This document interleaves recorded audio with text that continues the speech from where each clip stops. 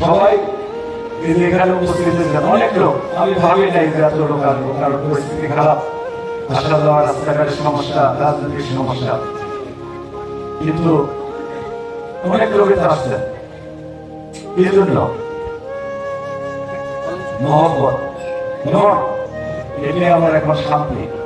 যে অন্তত এটিও আমার দোয়া শুরু আমার ছেলেরা করাইছেন যে আপনাদের অন্তরে আমার শরীর মহব্বত একটু না একটু পয়দা করতে পারছে। আমাকে মহব্বত করেন না, আমার মহব্বত আসেন অনেক, আসলে শরীর আমাদের ভালোবাসে আর মহব্বতে আছে। আর এগুলোকে আমার সান্ত্বনা, সবাই অন্তরে কিছু না কিছু হইল শরীর মহব্বত কিন্তু পয়দা হচ্ছে।